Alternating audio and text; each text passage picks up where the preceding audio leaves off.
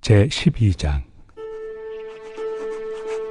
무익하나마 내가 부득불 자랑하노니 주의 환상과 계시를 말하리라. 내가 그리스도 안에 있는 한 사람을 아노니 그는 14년 전에 셋째 하늘에 이끌려 간 자라. 그가 몸 안에 있었는지 몸 밖에 있었는지 나는 모르거니와 하나님은 아시느니라. 내가 이런 사람을 아노니 그가 몸 안에 있었는지 몸 밖에 있었는지 나는 모르거니와 하나님은 아시느니라. 그가 낙원으로 이끌려가서 말로 표현할 수 없는 말을 들었으니 사람이 가히 이르지 못할 말이로다. 내가 이런 사람을 위하여 자랑하겠으나 나를 위하여는 약한 것들 외에 자랑하지 아니하리라. 내가 만일 자랑하고자 하여도 어리석은 자가 되지 아니할 것은 내가 참 말을 함이라. 그러나 누가 나를 보는 바와 내게 듣는 바에 지나치게 생각할까 두려워하여 그만두노라.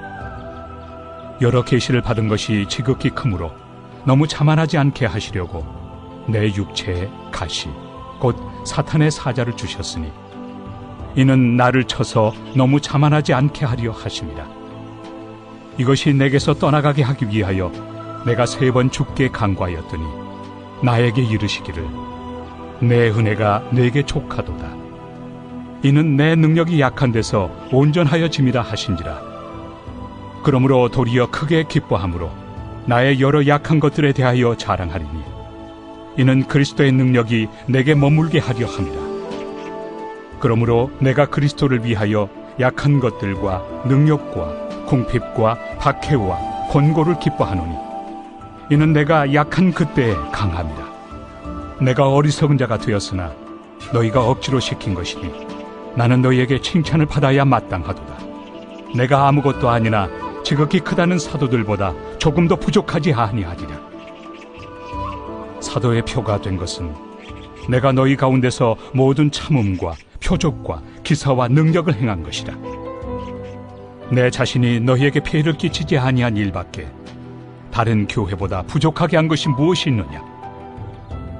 너희는 나의 이 공평하지 못한 것을 용서하라. 보라, 내가 이제 3번째 너희에게 가기를 준비하였으나 너희에게 피해를 끼치지 아니하리라. 내가 구하는 것은 너희의 재물이 아니요 오직 너희니라. 어린아이가 부모를 위하여 재물을 저축하는 것이 아니요 부모가 어린아이를 위하여 하느니라. 내가 너희 영혼을 위하여 크게 기뻐함으로 재물을 사임하고 또 내 자신까지도 내어주리니 너희를 더욱 사랑할수록 나는 사랑을 덜 받겠느냐. 하여간 어떤 이의 말이 내가 너희에게 짐을 지우지는 아니하였을지라도 교활한 자가 되어 너희를 속임수로 취하였다 하니 내가 너희에게 보낸 자 중에 누구로 너희의 이득을 취하더냐. 내가 디도를 권하고 함께 한 형제를 보내었으니 디도가 너희의 이득을 취하더냐. 우리가 동일한 성령으로 행하지 아니하더냐. 동일한 보조로 하지 아니하더냐. 너희는 이때까지 우리가 자기 변명을 하는 줄로 생각하는구나. 우리는 그리스도 안에서 하나님 앞에 말하노라. 사랑하는 자들아, 이 모든 것은 너희의 덕을 세우기 위함이니라. 내가 갈 때에 너희를 내가 원한 것과 같이 보지 못하고 또 내가 너희에게 너희가 원하지 않는 것과 같이 보일까 두려워하며 또 다툼과 시기와 분냄과 당짓는 것과 비방과 수군거림과 거만함과 혼란이 있을까 두려워하고 또 내가 다시 갈 때 내 하나님이 나를 너희 앞에서 낮추실까 두려워하고 또 내가 전에 죄를 지은 여러 사람의 그 행함과 더러움과 음란함과 호색함을 회개하지 아니함 때문에 슬퍼할까 두려워하노라.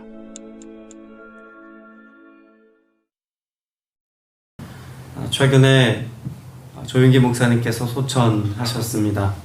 한국 교회가 애도하고 또 전 세계가 애도한 그런 슬픔 가운데 그 장례 예식을 보고 또 예배를 드리는 모습을 지켜보았습니다. 개인적으로도 굉장히 인연이 있고 감사한 목회자이시고 또 제 사역에 있어서도 여러 가지 많은 면모들을 떠올리게 하는 귀한 사역자이심에 분명합니다. 여러 가지 많은 이야기들이 있겠습니다만 조윤기 목사님을 떠올리면 제 여러 가지 사역 가운데 가장 힘들고 어려운 시기에 조윤기 목사님과 하용조 목사님이 함께 설교하셨던 그날의 풍경이 제일 선명하게 떠오릅니다. 2006년도 정도였을 겁니다. 조윤기 목사님과 하용조 목사님이 함께 단위에 쓰셔서 여러 가지 말씀을 전하시면서 믿음에 관한 말씀을 선포하셨습니다. 조윤기 목사님께서 믿음을 설명하시면서 인생은 마치 번지 점프와 같다. 그런데 그 번지 점프를 하는 우리의 그런 인생의 줄을, 우리가 믿음이라는 그 줄을 꽉 붙잡고 있지 않으면 우리의 삶은 죽은 것과 같다라고 이야기를 하셨습니다. 같이 강단에 쓰였던 하용조 목사님이 그 이야기를 받아서 믿음에 관해서 이렇게 이어갑니다. 우리의 인생은 낭떠러지에 서 있는 것과 같습니다. 평지를 걷는 것이 아니라 벼랑 끝에서 만나는 것이, 그것이 곧 믿음의 삶입니다. 라고 이야기하셨습니다. 사실 그렇게 이 영적인 거장 두 분이, 한국 교회를 대표하는 두 분이 강대상에서 그런 믿음에 관한 그런 이야기를 나누실 수 있었던 이유는 그분들의 삶에 약함을 뛰어넘게 하시는 하나님의 역사를 삶으로 깊이 경험하셨기 때문에 그렇습니다. 조윤기 목사님은 이미 17세 때 폐결핵을 앓았고 죽음의 사선을 넘으면서 하나님의 살아계심을 선명하게 경험한 그 은혜의 역사가 있으셨죠. 그리고 자신과 같이 병약한 자들, 또 혹은 가난한 이들과 함께 모여서 사역을 하시다가 세계 최대의 교회라고 하는 타이틀을 들으실 만큼 많은 이들이 함께 모였습니다. 조 목사님들 하셨던 이야기 중에 하나가, 내 주변에 모여든 많은 성도들은 부유한 자, 넉넉한 자들이었다기보다는 내 연약함을 보고 살아계신 하나님을 경험한 지체들이 자신의 약함을 인정하면서 모여든 사람입니다 라는 이야기를 하셨던 것이 기억이 납니다. 하용조 목사님도 마찬가지죠. 그 사역의 말미에는 아무것도 하지 못하시고 혈액투석을 받으셔야 할 만큼 그런 어려운 시기들을 겪으셨습니다. 그런데 그때의 모습을 이야기하시면서 내 사역 가운데 큐티 사역을 강조하고 그렇게 많은 이들에게 가르치고 양육하면서 지금처럼 진실된 큐티를 하고 진실된 말씀 앞에서의 삶을 살았던 적은 없습니다 라는 고백도 하셨습니다. 2006년도는 제 삶에 있어서 정말 아골골짜기와 같은 때였습니다.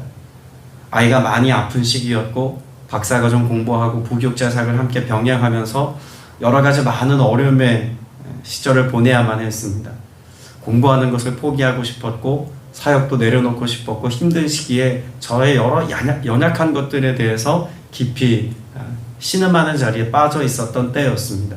그런데 이 영적 거장 두 분이 단위에서 그렇게 약함을 자랑하듯 믿음의 삶은 그런 연약함으로부터 비롯된다는 것을 말씀해 주셨던 그 메시지가 제 사역에 반향을 일으켰고 마음을 돌이키는데 큰 역할을 해주었던 기억이 있습니다.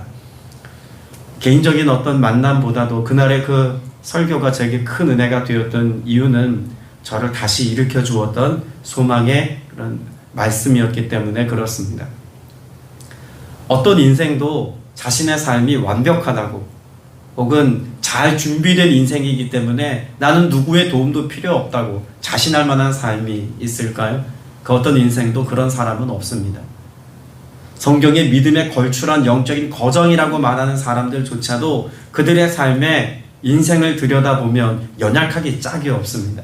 여러분 창세기 말씀 읽으면서 아브라함, 이삭, 야곱의 모습을 여러분이 말씀을 읽고 대면하면서 은혜가 되는 이유는 무엇입니까? 애초에 그들이 대단한 믿음의 사람들이었기 때문에 은혜가 되나요? 그렇지 않습니다. 도리 어떻게 이런 사람이 믿음의 조상이 되었지? 도대체 어떻게 이런 사람들이 하나님 앞에 쓰임받았지? 자기의 아내 한 사람조차 책임지지 못하는 이런 어리석은 사람, 이런 나약하기 짝이 없는 사람, 신약한 사람, 이런 이들이 어떻게 믿음에 걸출한 거장이 되지? 여러분 그들의 인생을 추격해보면 결국 하나님의 끈질긴 함께하심의 역사가 있었기 때문이라는 것을 너무나 잘 알 수 있습니다. 박영성 목사님 쓰신 하나님의 열심이라는 책을 군대에서 읽으면서 하나님이 얼마나 인생을 끊임없이 추격하시고 얼마나 포기하지 않음으로 우리의 삶이 복될 수 있는가를 깊이 생각해 보았던 적이 있습니다. 하나님은 그 완전하심으로 우리와 함께 하십니다. 하나님은 영원한 생명으로 우리와 함께 하셔서 유한하고 무지하고 무능력한 우리의 삶에 역사하심으로 하나님의 하나님 되심을 나타내십니다. 사도 바울 역시 그렇지 않습니까? 고린도후서 4장 7절 말씀을 통해서 자신의 삶을 어디에 비교하고 있습니까? 질그릇에 비교합니다. 그래서 우리가 이 보배를 질그릇에 가졌으니 이는 심히 큰 능력은 하나님께 있고 우리에게 있지 아니함을 알게 하려 합니다 라고 고백합니다. 하나님의 능력이 나타나기까지 질그릇같이 쉽게 깨지고 병약하고 나약한 우리를 들어 사용하시는 하나님의 능력이 있음을 믿는다면 지금의 내 삶을 주목해 보는 것은 사실 큰 의미가 없습니다. 내가 얼마나 부유한지, 내가 얼마나 외적으로 아름다운 면모를 갖고 있는지, 사람들에게 자랑거리가 될 만한 것을 소유하고 있는지, 여러분 이것은 아무것도 아닙니다. 왜일까요? 내 인생의 보배로운 분, 내가 기꺼이 자랑해서 드러나고 나타내야 될 분은 오직 예수 그리스도 한 분밖에 없기 때문에 그렇습니다. 역설적으로 우리의 약함도 아무런 문제가 되지 않습니다. 내가 병약해도, 내가 연로하여서 기도하는 것조차 어려워도, 내 삶의 가능성이라고는 일말의 여지도 보이지 않는 무지함을 가지고도 우리는 하나님의 하나님 되심을 증명할 수 있습니다. 적어도 제 주변에 그런 분들을 많이 알고 있다는 것이 너무나 다행입니다. 종종 말씀드리는 성남에 있는 김정하 목사님, 루게릭병을 지금 10여 년 동안 알고 있지만 누구보다 탁월한 설교자로 아무 말씀하지 못하시는 1년에 한 번 설교할까 말까 한 그분의 사역의 모습을 보면서 연약함이 우리 사역을 가로막을 수 없다는 것을 그분의 모습을 통해서 보곤 합니다. 은퇴하기까지 한 명의 성도를 품고 사역하셨던 목사님이 계십니다. 올해 은퇴를 맞이하시는 그 목사님. 저는 그분을 뵈면서 이런 생각을 합니다. 성도의 많고 적음이 목회자의 영성을 논할 수 있는 근거가 되지 못한다는 것을 너무나 뼈저리게 느꼈습니다. 누구보다도 하나님 앞에 겸손하고 누구보다도 하나님 앞에 신실한 삶을 감당하셨지만 하나님의 맡겨주신 영혼이 적다면 적은 대로 감사하며 평생을 사역하신 그 모습이야말로 도리어 큰 은혜가 되고 귀감이 된다고 저는 확신합니다. 근데 우리의 삶의 모습은 사실 무엇을 늘 소망하고 꿈꾸고 기대하고 바란다고 말할 수 있을까요? 우리는 번영을 꿈꿉니다. 혹은 외적으로 잘 갖추어진 외형적인 것들을 우리의 삶에 소망하며 살죠.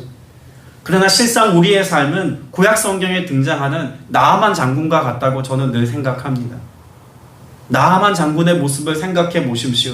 한 국가의 국방력을 책임지는 그런 중요한 요직에 있는 사람입니다. 누구보다도 전쟁에 능한 사람처럼 보여질 만큼 화려한 군복을 입고 살아가고 있습니다. 그러나 집에 돌아와 아무도 보는 이 앞에 거울 앞에 서 있는 그의 모습을 보십시오. 군복을 벗어던지고 나면 문둥병자라고 하는 현실 외에는 남는 것이 없습니다. 인생이 그처럼 초라하고 비참하게 느껴질 만한 그런 이유가 또 어디 있겠습니까? 겉과 속이 다른 삶을 살아가고 있는 나만의 모습은 비단 성경에 기록되어 있는 그 한 사람의 모습이기만 하지 않을 겁니다. 우리의 모습이 그렇죠. 겉보기에 좀 화려해 보이고 겉보기에 남들에게 좀 그럴싸할 만한 조건들을 구비하고 살아도 정작 우리 삶은 하나님 앞에 발가벗겨 놓으면 정말 아무것도 아닌 인생입니다. 오늘 있다 사라지는 들풀도 나보다 더 존귀하다라고 여겨질 수 있을 만큼 하나님 앞에 난 아무것도 아닌 자인 것입니다. 그런 삶을 우리 스스로가 과연 하나님 앞에 얼마나 인정하며 살아가고 있는지 우리의 삶의 점검이 필요하다는 이야기입니다. 고린도전서 9장 22절에 바울은 이렇게 고백하기도 하죠. 약한 자들에게 내게 약한 자와 같이 된 것은 약한 자들을 얻고자 하며 내가 여러 사람에게 여러 모습이 된 것은 아무쪼록 몇 사람이라도 구원에 이르고자 합니다라고 말합니다. 사도 바울의 마음의 중심에는 늘 무엇이 있습니까? 내가 약하게 된 이것이 하나님의 뜻이어서 나의 약함으로 인하여 누군가 구원 얻을 수 있다면 나는 그 약함에 대하여 감사할 수 있습니다라고 말하고 있는 겁니다. 내가 부유하게 되고 내가 건강하게 되고 사람들에게 이름을 날리는 명성을 얻었다 해도 이것이 나의 무엇 때문이 아니라 하나님의 능력인 것과 하나님의 은혜인 것을 안다면 그 역시도 하나님의 거룩한 도구가 된다고 말할 수 있는 것 아닙니까? 고린도후서 12장은 그런 사도 바울의 고백이 진앙에 담겨 있는 장입니다. 이미 11장에서 사도 바울이 이런 고백을 한번 하고 난 뒤에 12장의 말씀에 그런 약함에 대한 이야기를 꺼내고 있는 겁니다. 11장 30절 말씀에 보면 내가 부득불 자랑할진대 내가 약한 것을 자랑하리라 라고 말합니다. 내가 정말 자랑해야 될 것이 있다면 나는 나의 약함을 자랑하는 것, 이것 외에는 다른 어떤 말이 떠오르지 않습니다. 그리고 그 구체적인 약함의 내용을 12장에서 언급하고 있는 것이죠. 고린도전서 말씀, 고린도후서 말씀을 나누면서 사도 바울의 컨디션에 관해서 여러분께 자주 말씀을 드렸습니다.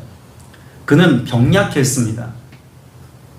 어떤 질병이 있었는지를 명확하게 언급하고 있지는 않습니다만 사도 바울의 여러 질병에 관한 추론들은 많이 있습니다. 그가 다메섹에서 예수님을 만나는 그 찬란한 빛 가운데 노출되었을 때 아마 시력이 약해졌을 것이다. 그래서 사도 바울이 쓴 편지 보면 큰 글씨로 내가 씁니다라는 표현도 있죠. 그런 걸 보면 사도 바울의 시력이 약했거나 혹은 안지를 알았을 것이다 라고 이야기하는 사람도 있습니다. 혹은 사도 바울이 그런 환상 가운데 쓰러져서 그렇게 다른 사람들 앞에서 죽은 자와 같이 되었던 모습을 떠올리면서 도리어 그는 간질과 같은 그런 질병을 앓았을 수도 있을 것이다 라고 이야기하는 사람도 있습니다. 최근에 어떤 목사님 설교를 들으면서 굉장히 웃었던 적이 있는데 사도 바울이 앓았던 질병이 아마 요로결석이나 혹은 신장결석이었을 거다라고 이야기를 합니다. 그 이유는 내가 해산하는 수고와 같은 이라는 표현을 쓰는데 남자들이 겪을 수 있는 해산의 고통과 준하는 고통이 그 신장결석이기 때문에 그럴 겁니다 라고 이야기를 하는 정말 말도 안 되는 설교를 들은 적도 있습니다. 정말 아프긴 해요. 저도 신장결석 수술을 해봐서 그게 얼마나 아픈지는 실감을 해봤습니다만 사실 성경에서 그런 사도 바울의 병약함의 구체적인 내용은 언급하고 있지 않죠. 우리가 그만큼만 알면 됩니다. 아, 육체에 가시가 있었구나. 오늘 본문에서 말하고 있는 것처럼 그렇게 병약했구나 라고 하는 정도만 우리가 이해하면 됩니다. 그런데 그 병약함이 어떤 이유가 됐다는 겁니까? 하나님을 의지해야 할 만큼 내 삶의 약함을 드러내는 이유가 되었다는 것을 우리는 잘 압니다. 그럼 외모적으로도 볼품이 없었을 겁니다. 대머리였고 어떤 사람들은 미간이 넓다고도 이야기했고 또 매부리 코였다고도 이야기하고 그런 외적인 모습으로도 그가 자랑할 만한 것이 없었죠. 말하는 것도 어눌했습니다. 글은 잘 썼습니다만 설교자가 많은 사람들 앞에서 대중 설교를 해야 되는 그런 스토리텔러가 말하는 것에 능하지 못하다는 것은 굉장한 약점 아닙니까? 근데 그런 사도 바울의 외적으로 드러난 약함이 도리어 무엇을 드러내는 이유가 되었다고 말합니까? 하나님의 온전함과 강함을 드러내는 이유가 되었다고 말합니다. 저는 종종 우리 권사님들의 기도, 권사님들의 찬양을 너무나 사랑합니다. 저희 교회에 제일 연로하신 이제 올해가 지나시고 내년이 되시면 98세 되시는 걸로 알고 있는데 저는 나 권사님의 기도와 찬양을 정말 사랑합니다. 신방 갈 때마다 저 동영상 찍어요. 주옥 같아요. 대단한 말씀, 화려한 기도를 하시는 것도 아닌데 그냥 그 기도를 듣고 있으면 그냥 눈물이 납니다. 겸손하게 사랑의 고백을 담아서 그렇게 고백하며 기도하고 찬양하는 모습이 그렇게 은혜가 돼요. 몇 년 전 우리 성탄절날 이 앞에 나오셔서 반주도 없이 그냥 찬양하셨던 그때의 찬양은 평생 잊을 수 없는 찬양 가운데 하나입니다. 저는 여기 계신 권사님들의 그런 기도하시는 고백과 소리도 제 귀에 담고 마음에 담아두곤 합니다. 이유는 그 고백이 너무나 귀하기 때문에 그 어떤 설교자들의 설교보다 아름다운 목소리로 들리기 때문에 그렇습니다. 건강할 때 젊어서 뭔가 대단한 일들을 할 수 있다는 기력이 있을 때 우리의 삶에 나타나는 것보다 도리어 하나님 앞에 이렇게 좀 기력이 없고 힘 빠진 모습으로 겸손히 서 있는 그 모습이 더 큰 은혜가 됩니다. 다녀올 때마다 하나님의 말씀을 선포할 때마다 제 기도의 첫 번째 기도가 그것입니다. 하나님 제 기운을 좀 빼주십시오. 하나님의 능력이 나타나서 하나님의 말씀만 드러나게 하여 주옵소서. 그런 기도 종종 합니다. 여러분 운동선수에게도 그런 권면하지 않습니까? 막 경기가 급박해져서 뭔가 대단한 결과를 드라마틱한 반전을 일으켜야 될 때 운동선수들은 도리어 몸에 힘이 들어간다고 하죠. 그때 코칭 스태프들이 늘 요구하는 게 뭡니까? 몸에 힘을 빼! 이런 이야기 하지 않습니까? 가수들이 대단한 가창력을 뽐내야 될 때도 제일 먼저 요구하는 것이 몸에 힘을 빼는 거라고 합니다. 믿음 생활도 전 다르지 않다고 생각합니다. 내 몸에 기운을 좀 빼야 합니다. 내가 드러날 만한 무언가가 있다면 도리어 그것이 하나님의 영광을 드러내는데 걸림돌이 되고 방해거리가 될 때가 많이 있기 때문에 그렇습니다. 이사야 35장 3절 이하의 말씀을 보면 하나님이 이스라엘의 회복에 관한 말씀을 하시면서도 이런 고백을 합니다. 너희는 약한 손을 강하게 하며 떨리는 무릎을 굳게 하며 겁내는 자들에게 이르기를 이라고 말합니다. 지금 이스라엘 상태가 어떻습니까? 손이 너무나 약합니다. 무릎을 꿇고선 벌벌 떨리는 모습으로 겁에 잔뜩 질린 모습과 같다고 이야기하십니다. 그런데 그와 같은 이스라엘 백성들에게 하나님께서 이렇게 말씀합니다. 굳세어라, 두려워하지 말라. 보라, 너희 하나님이 오사 보복하시며 갚아줄 것이라. 하나님이 오사 너희를 구하시리라. 여러분, 이스라엘 백성들에게 있어서 회복은 그들의 연약한 손목에 힘을 얻듯 연약한 무릎이 다시 펴져서 굳건하게 일어서는 것처럼 그들의 상태가 달라지는 것에 있지 않습니다. 이스라엘의 회복은 무엇으로부터 비롯됩니까? 하나님이 오사입니다. 오시는 하나님이 나와 함께 계실 때 진정한 회복의 역사가 일어나고 여기서부터 권능이 시작된다는 것입니다. 오늘 본문 9절 말씀도 보십시오. 내 은혜가 내게 족하다. 내 능력은 약한 데서 완전하게 된다. 그러므로 그리스도의 능력이 내게 뭐 하기 위하여? 머무르게 하기 위하여라고 말합니다. 여기 머무르게 하다라고 하는 말을 직역하면, 우리 라틴어나 혹은 헬라어를 직역하면 장막을 치게 하다라는 뜻입니다. 이스라엘 백성들에게 장막을 친다는 의미는 어떤 의미일까요? 하나님의 지성소가 마련되다의 의미입니다. 하나님의 임재를 이야기하는 것이죠. 이 말을 바꾸면 이런 것입니다. 그리스도의 능력이 내게 임재하게 하기 위하여. 여러분, 하나님의 임재하심이야말로 우리의 삶을 바꿔놓을 수 있는 유일한 동력입니다. 내 연약함이 강함으로 바뀌어지는 순간, 내 가난함으로 드러나지 아니하고 하나님의 부유함으로 드러날 수 있는 순간, 여러분, 하나님이 임재하실 때입니다. 그래서 끊임없이 단위에서 저도 설교하지 않습니까? 성령으로 세례받고 우리 마음이 지경이 새로워져서 그 마음에 하나님의 성전이 지어지고 하나님의 임재하심을 따라 그 거룩한 능력으로 살아야 합니다. 여러분, 이것이 우리 신앙의 본질이고 우리가 추구해야 될 삶의 목적입니다. 이 은혜가 있을 때 우리의 삶에 하나님의 능력이, 하나님의 셰카이나의 영광이 나타나기 때문에 그렇습니다. 오늘 저와 여러분의 삶이 이 하루가 하나님의 영광을 나타내는 삶이기를 축복합니다. 이를 위해서 나의 약함을 억지스럽게 감추려거나 이것을 좀 더 바꾸어 가기 위해 노력하기보다 도리어 그와 같은 상황 속에서도 강함으로 능력으로 임재해 계시는 하나님의 은혜, 그 역사하심과 권능으로 함께 하시는 은혜, 여러분 이를 더 갈망하셔서 이 은혜 속에 오늘을 살게 되시기를 주님의 이름으로 축복합니다. 기도드리겠습니다. 은혜가 풍성하신 아버지 하나님, 믿음의 사람들을 들어 사용하실 때 약한 자를 들어 사용하시고 이스라엘을 택하사 다른 민족들보다 뛰어나게 하신 것은 그들이 가장 적은 자들이었기 때문에 택하셨다는 말씀을 기억합니다. 주님, 이곳에 예비하는 지체들 여러 가지 모양으로 우리의 약함이 걸림돌이 되어지고 약함이 인생의 방해거리인 것처럼 여기며 살 수도 있습니다. 나의 건강의 부족함이, 내 연로함이, 혹은 내 삶의 경제적인 위기가, 혹은 내 삶의 자녀의 문제가, 또 내가 감당해야 되는 어려운 인생의 문제가 약점처럼만 느껴지곤 합니다. 그러나 이 모든 것 다 주님께 맡기며 오직 믿음으로 주님 앞에 나아가기를 원합니다.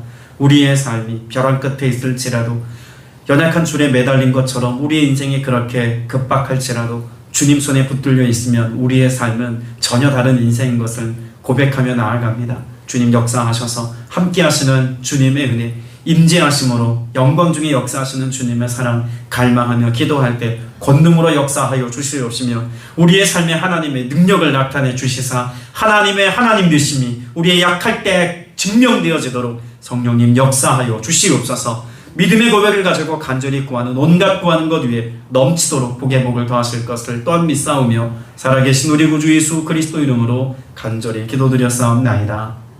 아멘.